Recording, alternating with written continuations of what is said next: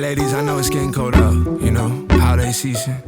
I know them boys in your DMs, but once you come inside, I got some fire for you. Ay, I'm put together like extra effort, it's how I'm living. And these pretenders, they so pretentious. I hope they understand I'm seeing through it. I speak it fluent, I never do it. And now the DMs, they be popping. Every single time they dropping now. Bunch of boys in the gram, I swear. 안녕하세요. NI건축 손희한 실장이라고 합니다. 네, 이번에 보여드릴 집은 좀 경기도 남양주시에 위치하고 있는 단독주택이고요. 일단 목조주택이 아닌 철근 콘크리트 구조로 되어 있습니다. 일단 면적은 1층은 42.4평 정도 잡혀 있고요. 2층은 31.1평, 그래서 실평수는 73.5평이라고 보시면 될 것 같아요. 그 외쪽으로도 이제 포치라든가 베란다 면적이 잡혀 있는데, 포치는 3.9평 정도 잡혀 있어요. 현관 도어가 요즘에는 디지털 도어락이라 생활 방수가 좀 되긴 하지만 장마철에 빗물에 의한 하자가 좀 일어나기 때문에 어느 정도 캐노피처럼 좀 차양막이 좀 뽑아져 나와 있는 구조물을 보실 수 있으실 거예요. 그런 부분이 포치 면적이라고 보시면 될 것 같은데, 건축 면적에도 산입이 되는 면적입니다. 베란다 같은 경우에는 8평 정도 잡혀 있는데, 테라스랑 발코니랑 베란다 이 세 개의 차이점이 뭘까라고 생각하시는 분들이 참 많으세요. 테라스 같은 경우에는 1층 거실 큰 창을 통해서 바깥으로 나갈 수 있는 부분, 바깥으로 나가되 이제 기단부의 단 높이 때문에 단 차이가 나실 거예요. 근데 그 단 차이를 플랫하게 가기 위해서 데크를 설치를 하죠. 근데 그 데크를 설치를 하는데 용어 자체는 데크지만 면적에 대한 용어는 테라스라고 보시면 될 것 같아요. 그리고 발코니는 외벽에서 일자로 마감이 된 상태에서 2층 장선이 뽑아져 나와서 사람이 나갈 수 있는 부분, 쓸 수 있는 부분, 1층은 비어있는 부분이죠. 떠있는 구조체인데 캔틸레버 식으로 생각하시는 분들도 많고, 나이가 드신 분들은 노대라고 좀 많이들 명칭을 하시거든요. 그런 부분이 발코니 면적이라고 보시면 될 것 같습니다. 또 베란다 같은 경우에는 1층 면적은 크고 2층 면적은 작아서 자연스럽게 2층에서 1층 평지봉으로 나갈 수 있는 부분, 그 부분의 면적이 베란다라고 보시면 될 것 같아요.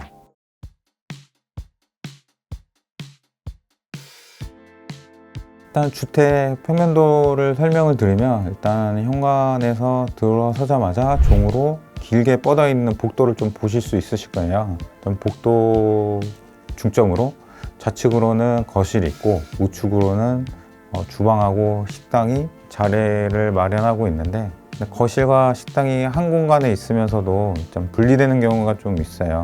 그러니까 그전에도 말씀드렸다시피 L 플러스 DK 약간 그런 형태의 공간이죠.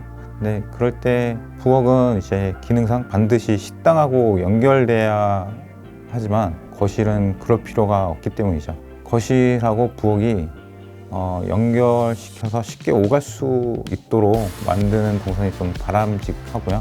흔히 LDK를 원룸이라고 생각을 하지만 거실과 주방이 떨어져 있어도 동선으로 식당과 주방을 연결시켜주면 같은 공간에 배치하지 않더라도 좀 편리하게 생활하실 수 있으실 겁니다.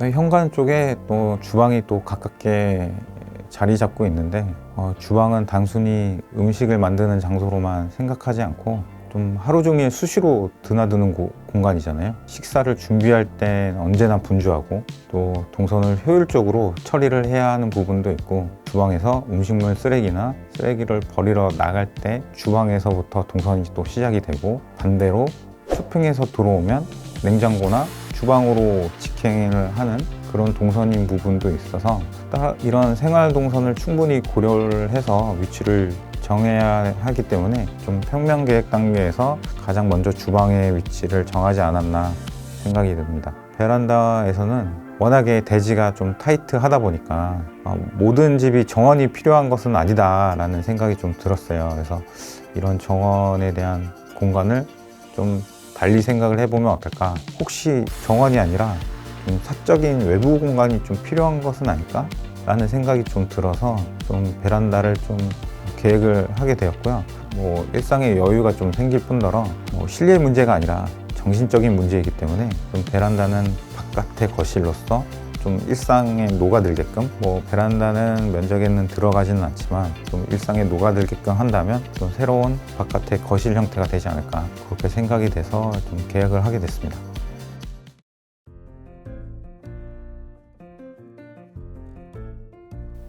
베란다 옆에 내부 공간으로 보시면 거기에 좀 패밀리룸하고 카페룸이 좀 보이실 거예요. 홈카페인데 건축주님께서 좀 커피를 좀 좋아하셔가지고 아무리 훌륭한 집이라도 집안에 자신만의 공간이 없다면 좀 불편할 때가 있거든요. 협소하더라도 자기만의 장소를 가지는 것이 좀 중요하다고 좀 생각이 들었고요. 사모님에게는 가사 코너가 있다면 사장님에게는 사장님만의 공간이 좀 필요하지 않을까.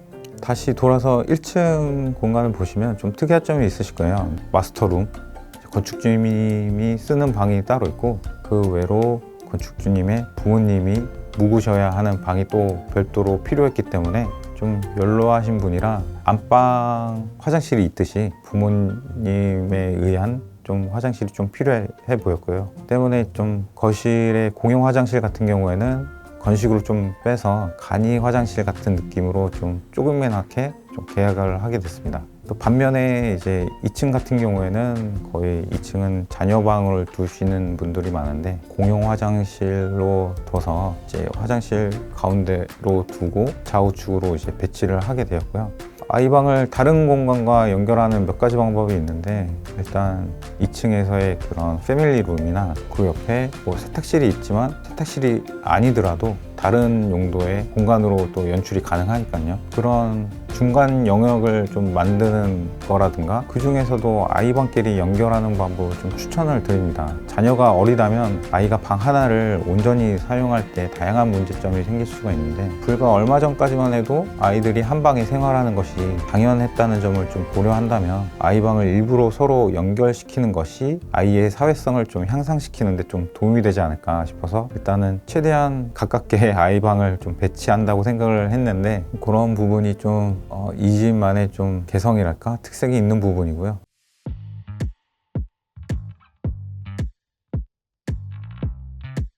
외적으로는 일단은 건물 높이가 일단 9m가 넘어갔어요. 일단 모든 지붕을 이제 콘크리트 구조라고 해서 다 평지붕을 하셔도 되지만 누수의 문제는 항상 따라오기 마련이기 때문에 어떻게 하면 누수를 최소한으로 가져갈 것인가, 그거는 경사지붕밖에는 답이 없거든요. 아까 말씀드렸던 베란다 부분 전체 면적에서 일부만 이제 베란다나 발코니 면적만 내어주고 나머지 메스 지붕은 이제 경사지붕으로 진행하게 되었는데 경사지붕으로 진행하면서 건물 높이가 9m가 넘어가 버려서 중분열 단열재를 사용하게 됐습니다. 지붕 소재에서도 좀 차이가 좀 있을 수 있어요. 이제 징크 마감으로 하면 지붕 각도를 좀 내리셔도 괜찮을 수 있고요. 지붕 각도로 인해서 9m 이하만 되더라도 단열재 값이 건물을 감싸고 있는 면적이